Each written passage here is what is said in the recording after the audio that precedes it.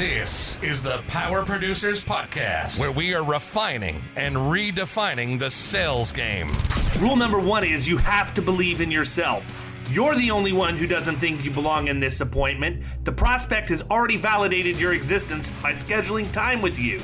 Get it through your head you belong here, go in there, crush it, and close the deal. A place where sales professionals can come to learn from other sales professionals and thought leaders that have mastered their craft. The difference between a good salesperson and a best-in-class salesperson is only 2 minutes. By spending an extra 2 minutes on what you might think is a mundane task in the sales game, you separate yourselves from the pack, you grow your book of business, you close more deals, and you retain your accounts. As well as their peers who are still striving for perfection to achieve their why. I have a wife and 4 kids. Failure is not an option. Real sales professionals, real stories, real results. Are you ready to feel the power? What's up, everybody? Welcome to the Power Producers Podcast, where we are refining and redefining the sales game. Today, we have got my favorite ex-Ritz-Carlton employee, Bharath Bangalore from Blue Ocean, to talk to us about some of the cool stuff he's doing inside the insurance industry from a technology standpoint. And I met this guy just very, very briefly at the One City World Tour in Austin and found out that he's the guy that built the Raider for my good friend, Bradley Flowers. And so I'm interested in hearing more about what that process looks like and just sort of sharing his story a little bit so that everybody out there can hear what he's doing and how he may be able to help you. So before we get too cranked up, why don't you sort of give them the backstory of who you are and where you came from, and then we'll get into it. Perfect. Thank you, David. Thank you, Kyle. Truly appreciate you guys taking the time and the opportunity to get me on this podcast and speak about this. Background, to your point, my favorite experience is I grew up in Ritz-Carlton, so to speak, right out of grad school. It was a phenomenal experience from culture, from learnings, and it's a lot of who I am today is because of Ritz-Carlton. Spent a good part of 10 years with them. Moved on to Peninsula hotels, all in finance, actually. So my background used to be in food and beverage. I used to be a restaurant manager and realized that I'm better with numbers than with guests. Yeah, exactly. People say, get this guy out of here. So and I said, okay, that's better. At least I know where I should be. Got into finance. And never looked back. I enjoyed it. I look at and numbers actually they tell a story to me. And most important of all, finance helps organizations from a process perspective, help them become better, make more money at the end of the day, in essence. And that's what I've honed on the last probably 25 years of my company cultures. And a couple of years ago, I was looking at the way work gets done. And I had young college kids coming out into the workforce, and they would say, "Oh my God, I went to college, and you want me to do this, in essence, the mind-numbing work." And I joked, "Hey, listen, pal, 25 years ago I did it. Now it's your turn." Mm-hmm. And of course, like my kids, who don't even pick up laundry, they said, "Oh, thank you very much. Have a nice day." Of course, it was a joke with them. And they got me thinking, saying this, this new generation has grown up with technology, from the iPhone on, right from the beginning. They aren't going to do mind-numbing work. And as sort of leaders in the organization and companies, we need to help them create a better workforce. And so this came about where automation now actually can do significant portions of the work. As David mentioned, the rate for Bradley, that was about, best case scenario, 20 minutes of work, just punching the same information in multiple sites that goes away. Worst case, half an hour, right? So give or take all that time, if you add it up across multiple people and across the time in a year, I think Bradley said about 27 days they get back, which is over about 6 working weeks back to them, time back to them. That's just the tip of the iceberg, if you think about it. Mm. Yeah, I mean, I believe it, because I mean, you're describing something that I've done. I sit there and go enter stuff in on multiple websites, and it takes time. I mean, and then you got to go back. They're asking you for a piece of information that maybe you don't have right in front of you, and you got to go back and look for it. And so I get it. Right.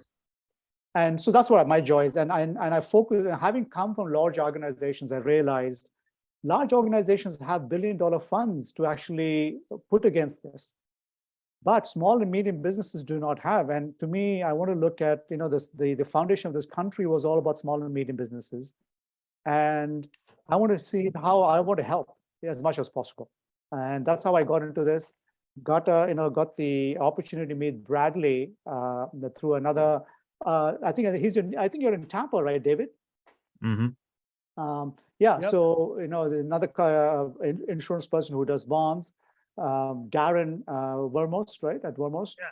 And it's just been a fun experience for me. And honestly, having met you guys at the One City World Tour blew my mind away. It sort of gave me back so much joy to see small and medium businesses and insurance agencies are the cutting edge of what is being done in this country. So I'm just excited and sort of, in a way, almost I say, really happy to be part of this process, part of the help.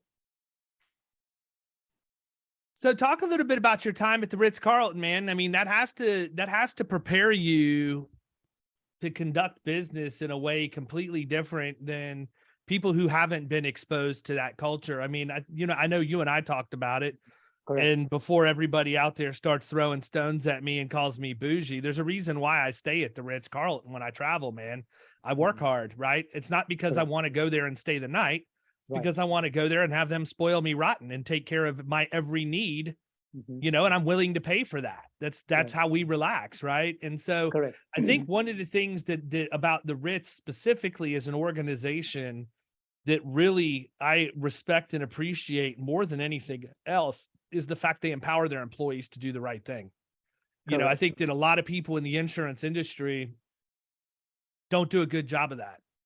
They may think they do, but in reality, they don't. And so talk a little bit about your time at the Ritz and how that prepared you as you launched your own company. Absolutely. So when I joined Ritz-Carlton in 97, in essence, they were around from 1983. So it's been a little about 10, 12 years they've been, in the business. But they were always an upstart, though. They were going against the grain and actually getting the foundation of quality and service across the country and across the world. So from a culture perspective, that focus on the end customer, in the sense the experience that they need to have, was paramount to everything. And all the resources in the organization actually was put against how do we make that guest stay exceptional, not just good, right? It was all about, okay, how do we make that an exceptional stay? And to your point, actually, that early on was decided that the front level people interacting with the guest were the most, in control and had the best ability to actually make that experience exceptional. And so even earlier on, I don't know if it's the same case now, the front level people had up to $2,000. You're talking about 1990s, right? This is a good amount of money. It's not at that time they were paying probably $300 a night for a room stay, right? Even at that time, there was $2,000 were allocated, no questions asked, to make the guest stay exceptional. So that culture and focus on staying on that experience really, fundamentally shaped me and gave me that sort of laser focus on how that we can make a difference and how that joy that comes out of that customer stay was fulfilling. Yeah, I mean, I think it's the difference. I use the same example every time, man. If I just wanted to go to a hotel and stay the night, it's a lot cheaper for me to go to Motel 6, right? I mean, exactly. I can walk in, I can check in at the front desk, I can pay for my night, I can stay the night, I can check out, and I can be on the road and leave. Right. Fundamentally, do the same thing at the Ritz. It's exactly the same process.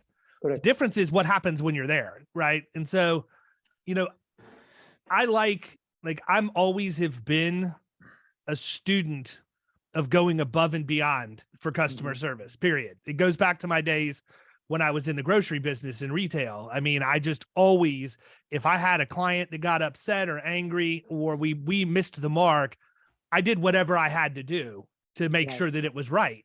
And, you know, I think that's one of the coolest parts about, you know, the Ritz. So the example is, I remember a time when I stayed at the Ritz-Carlton where I had a couple of Coke Zeros. I may even have told you this story.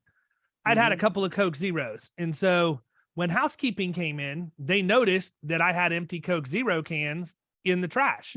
So when we came back up from the pool, I had 6 Coke Zeros on ice waiting for me on my table by the TV when I got there.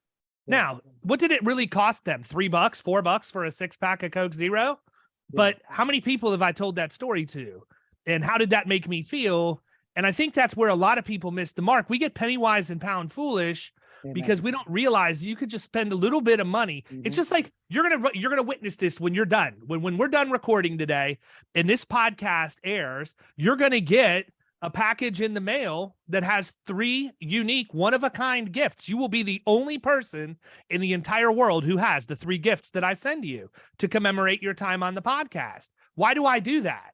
Well, it's not because I necessarily always want to go out and spend $100 every time I have a guest on the podcast, but I can tell you this, it's a whole lot easier for me to grow my audience if people like you come onto my podcast as a guest. We give you this really cool gift for coming on, and then you go post it on social telling everybody what you got. That's how we've grown our entire podcast. So some people would look at that as being an operational or a customer service portion of the budget, whereas I look at it as marketing, man. You know, that's as much marketing as anything else. And I think that's something we all need to do a better job of. It's tough in the insurance industry because, you know, the number one response most of the time when somebody has a complaint or they mention that service is deficient or whatever else, you know, the first thing is, well, let us just refund you your money. Let us give you your money back. Right. That's not it. Right. Correct. That's not it. That's not going to fix it. Like, you're still going to have that bad taste in your mouth. Correct. Exactly. Well, I'll give you an example. We stayed at the Ritz in Key Biscayne last Friday. That's how I wanted to kick my vacation off. And I was very, very disappointed in them. Horribly disappointed in them. No Coke Zeros? Well, no, it was worse than that. My wife is Catholic, and 3 different times she asked the server to make sure that there was no meat in her dish because she's not supposed to eat meat on Fridays during Lent. And they brought her meal, and it was an outside cantina. The lighting was dim, and she asked the lady when she sat it in front of her, "This is mine. I just want to make sure." Nope, it was my chili relleno with chorizo in it, which is like the exact opposite of not having meat at Lent, right? And so that's the first problem. The second problem is I never got my meal. This is in a Ritz, man. I never got my meal. And the guy never came back to offer us refills or to check on us or anything, in which case I would have been able to tell him. Right. Should have went to the Gaylord. And so I told, and so I sent a message to the general manager of the property as soon as I got back up to my room. And I let him know, and I got an out of office on him, and it said, "You'll hear from my assistant." So I immediately hear from the assistant, who said, "We're just refunding your money." And I said, "Here's the problem with that. I don't want you refunding my money. I stayed here overnight. I used your facilities. And while you may not perceive it this way, I find it offensive that you can put a price tag on the fact that my wife's religious beliefs were just thrown out the window because you didn't do what you were supposed to do. There's not a price tag I'm willing to put on that. And you should never have approached me that way." And so I ended up paying for the room, and I will never go back. I told them that. I said, "I will pay for my room, but I will not be back on your property." And it was a really bad move. You know, the place we ate wasn't busy. There was like literally nobody in there. They were overstaffed. There was no reason that any of this should have happened.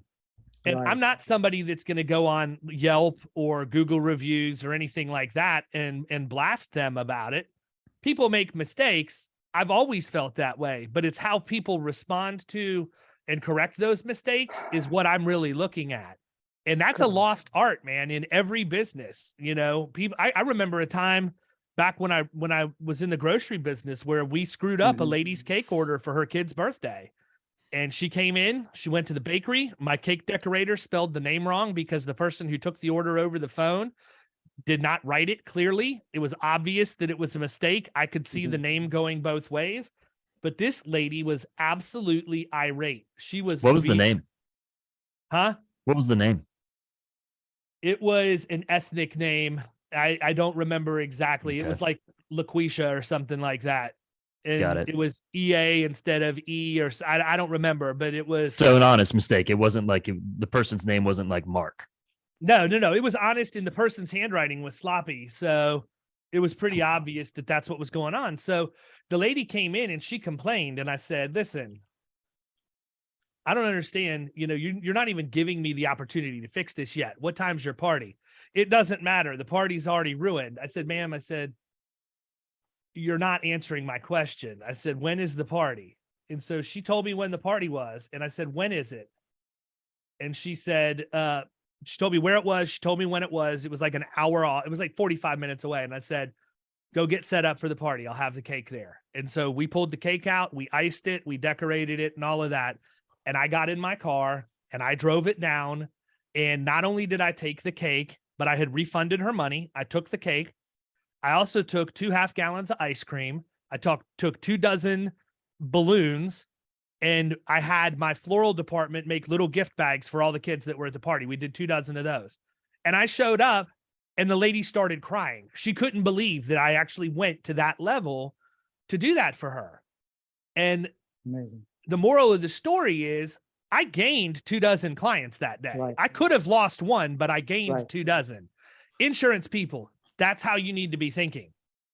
Exactly. No, amen to that, actually. And to your point, actually, surprisingly, that the team at Ritz-Carlton Key Biscayne has forgotten this. Part of the other culture was just exactly what you said you did in the grocery, right? That's exactly, it's actually in sort of in the training manual for Ritz-Carlton that it's okay to make mistakes, but recover from the mistakes, because that they will never forget. Because if they had a perfect stay, people will forget the perfect stay because you met the expectations, right? As a Ritz-Carlton, right? Even though it's exceptional.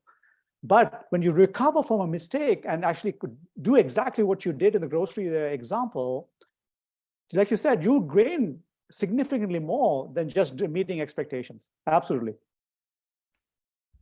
I wish you had told me started with the Ritz-Carlton, this Key Biscayne example, because then I would have switched and said I completely kept quiet about Ritz-Carlton and talked about my second career at Peninsula.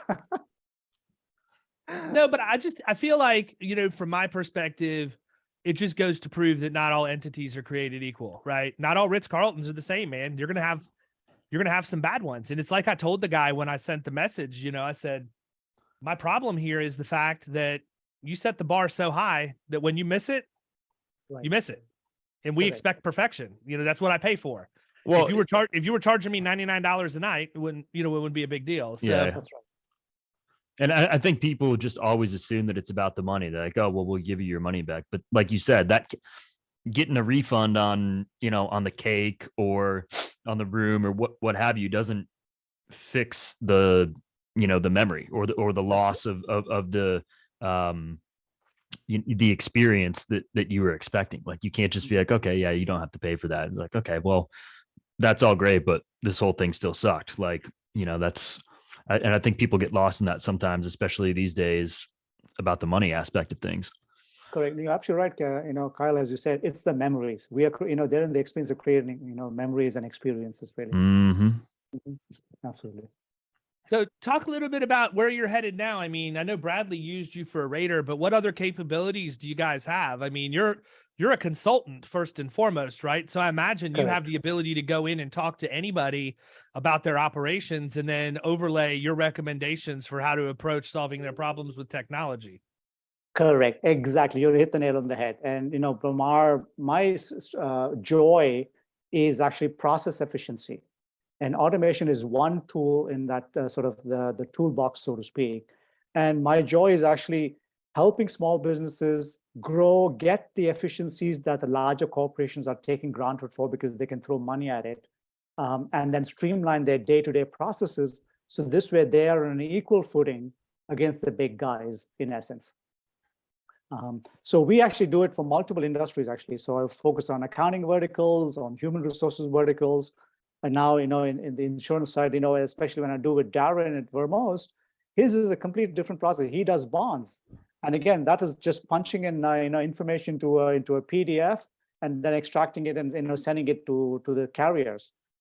And he's been doing it for so long. He says it takes him 8 minutes to do it. A new person may take 12, 15 minutes. And he does 10, 15 a day. So that's, 10, 15 minutes times 12 times a day, which is significantly valuable, because as small businesses now you can assign almost, give or take 4 or 5 hours a day to value added stuff, or, talking to clients and just understanding where they are. Yeah, and Darren's the kind, those kind of bonds specifically with the probate bonds that he writes or something, you have to be able to do it in a streamlined fashion or you're not going to make any money. Correct. Exactly. Correct. And it's a commodity, right? So in this way, it gets him out of this business. So his value is not putting the data together. His value is building those relationships. Absolutely. So where do you think the insurance industry can improve? I mean, you've worked with a couple of different agencies solving problems now. What do you think the room for improvement is for the Main Street agents that are out there that are maybe a little technologically averse? Honestly, actually, having come and got introduced to the insurance space, especially the group of people you guys that hang out with, right? Bradley's One City World Tour and your different sort of company. I have to say, I'm truly impressed in how, from a service level, you guys are at the same level as Ritz-Carlton that had, huge multi-million-dollar budgets. So the positive is copy your model, in essence, right? Definitely they should do that, between what you guys are doing, what Bradley is doing, what, sort of different, teams that you guys have in your group. On the technology side, I was actually kind of, surprised to see that there's so much fragmentation and lack of cohesion in even just the data. So when we did built the radar for Bradley, I was surprised the same question was asked 6 different ways for the 6 different companies we work with. So there's no value in that having, the same question asked 6 different ways.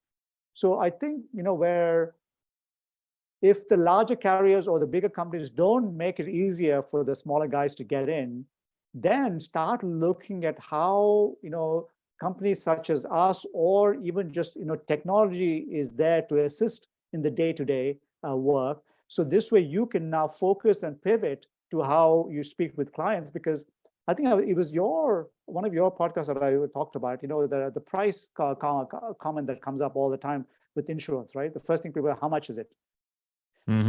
By taking away this sort of price or the process question, I guess, right? Spending time on the processes, they can spend time on actually understanding the client, understanding what their needs are, and being that better relationship person. So in the end of the day, they can hold on to their clients.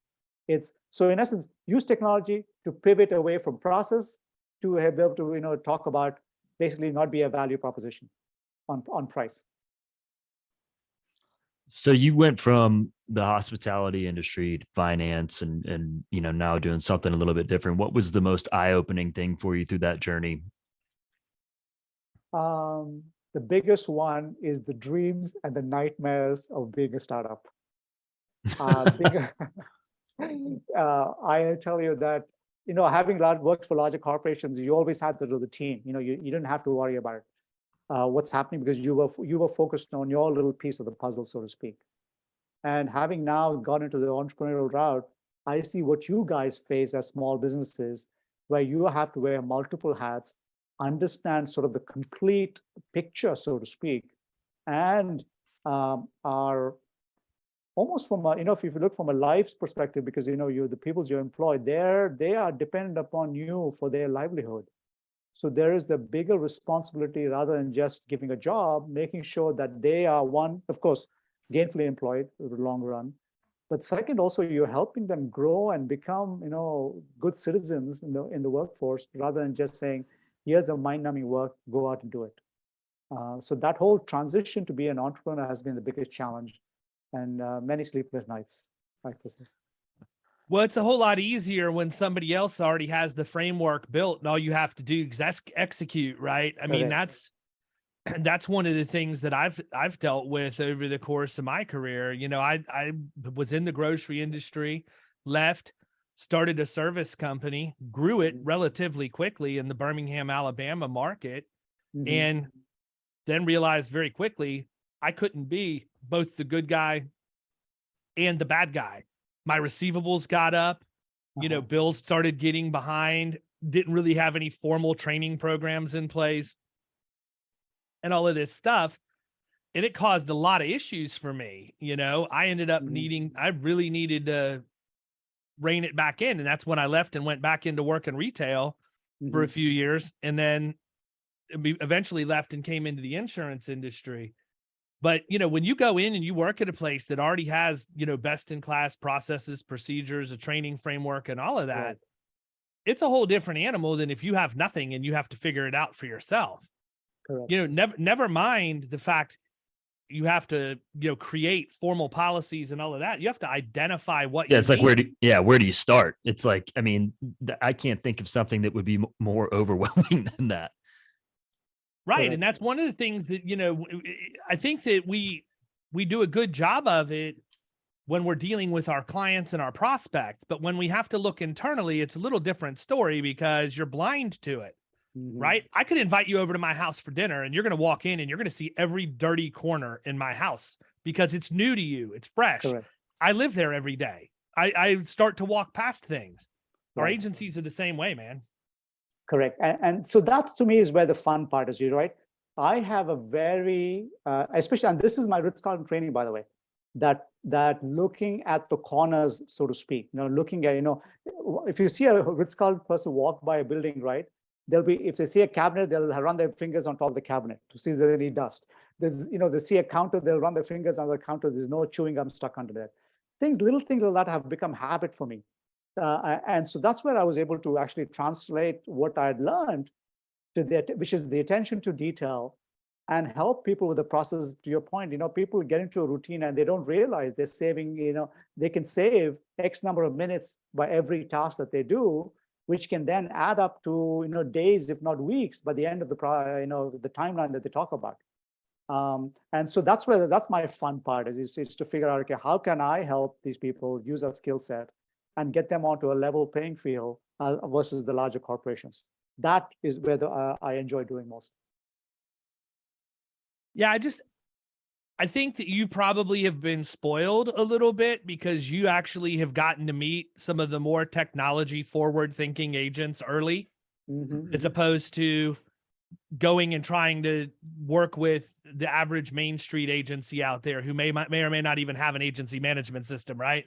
So that's the thing is, you know, I look at our industry, by and large, our industry still, out of 45,000 independent agencies across the country, there's a really large amount that hasn't adopted the basic technology that I would think needed to be put in place before you ever ran an agency. There's agencies that are still working off the spreadsheets that don't have agency management systems and all kinds of crazy stuff like that, man. So I think that the more that we have people on our podcast and we talk about things that other people are doing and all of that, it opens up the opportunity for people to learn. The insurance industry by and large is very, very, very slow to adapt, very slow. And why do you see that? Do you think it's because of the people have been doing this for so long that they just have a comfort in doing it? I think that agents are cheap. I think that they can make a good living without having to spend money to do it. I think that they would rather work hard than work smart. And I don't want to throw off on them, but if I can go pay somebody $5,000 to build a piece or optimize a piece of technology that I can easily show is going to save me a tremendous amount of time over the course of the next 1 year, 3 year, 5 year, I'm going to make that investment every time.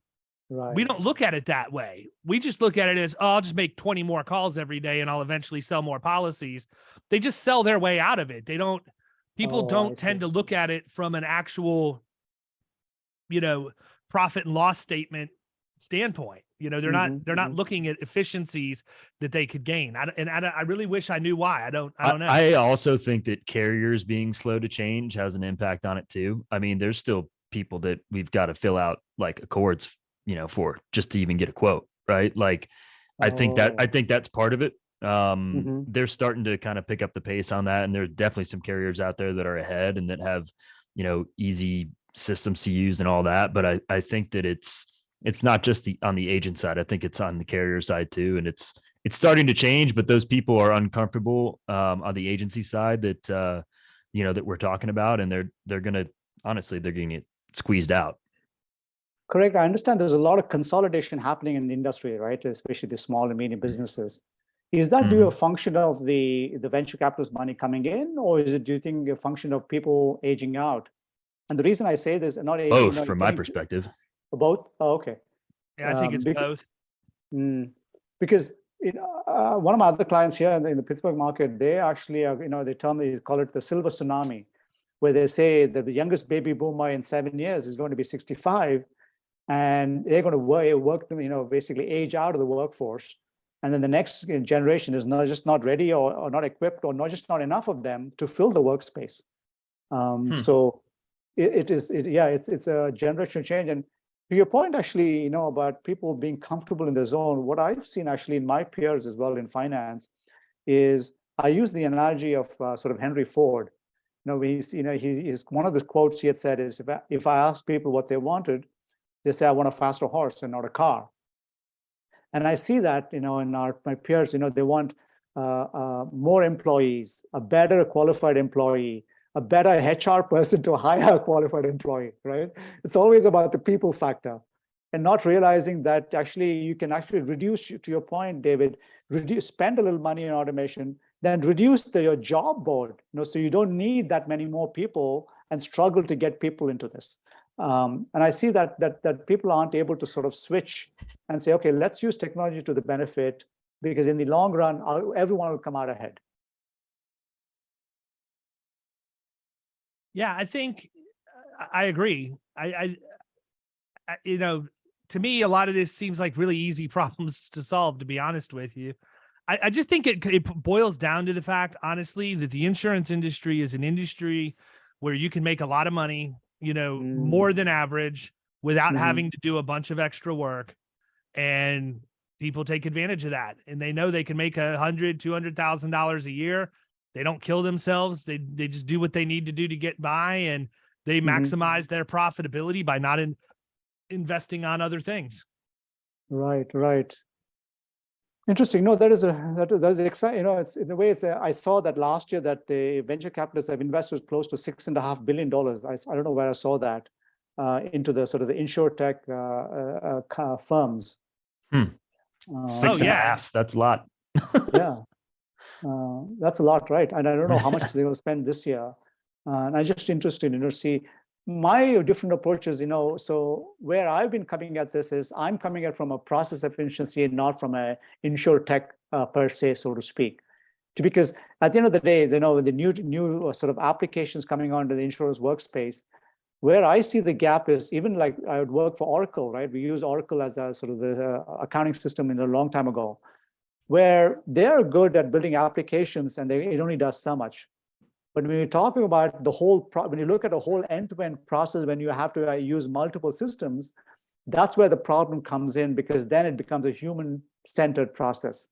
We are moving data or copying, pasting the information, or you need multiple systems rather, So where I look at it, okay, how do we bridge all the gaps? So this way it makes the whole cycle, sort of fills the whole cycle, rather than these, disparate processes to get efficient at. I think whoever figures that out is going to make a lot of money. Interesting. Yeah, to your point, I mean, 45,000 agents, and if, the thing is, if just in a handful of those people start looking at processes and saying how that can make it efficient, who are, by the way, question for you guys. So from these agents, right, who are they competing against in the marketplace? How can they grow, I guess? A lot of them aren't, man. I mean, that's part of the thing. They're doing just enough to maintain the status quo. Your new business agencies that are out there have to have a point of differentiation. Sometimes that's tech stack. Sometimes it's risk management services that are offered to commercial clients.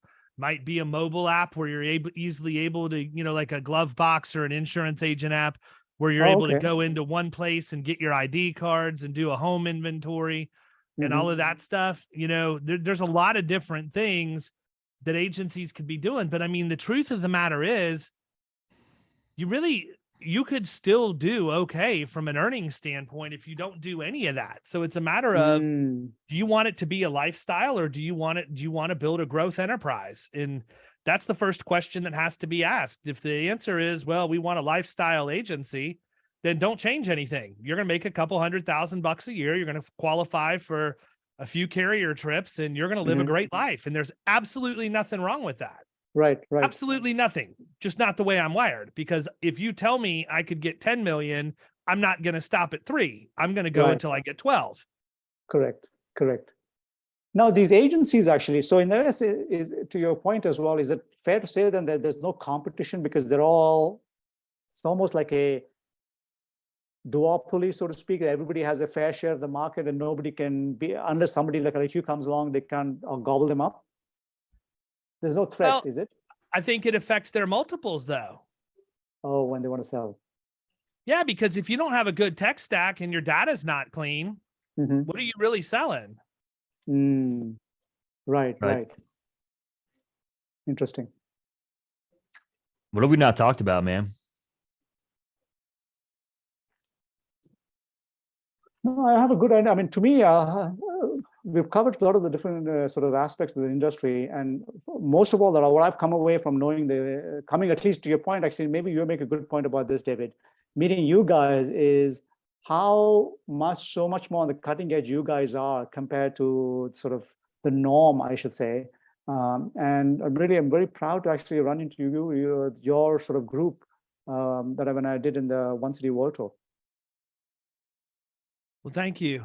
That's one of the reasons why I go to those things. I feel like if I can stay out front, and even if I don't adopt the things that I see that are out there or other people are using, it gives me a good idea of the trends that are happening in the industry and some of the decisions that I might be faced with moving forward. Correct. Yeah, no, I have to be, I'm proud of that association, to at least being now exposed to these things, and how you guys do it is just amazing. Thank you.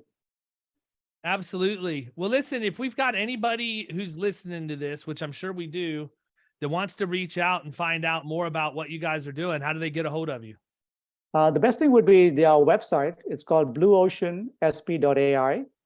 Or just, send a note to me via email. We'll put it in the information to you. And then, we're here to help and support and see how we can make them the best they can be. Awesome. Cool. Sounds good. Well, listen, I'm going to go ahead and wrap it up. If we don't have anything else we want to bring up, I appreciate you taking time to come on and talk to us today.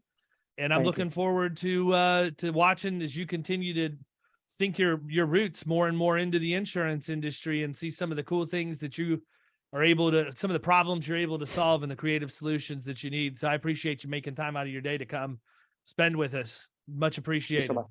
Thank you for the opportunity to talk to you guys. It's been a pleasure. Absolutely. I'll talk to you soon. Take Thanks. care. All right. Wish you good. Bye-bye.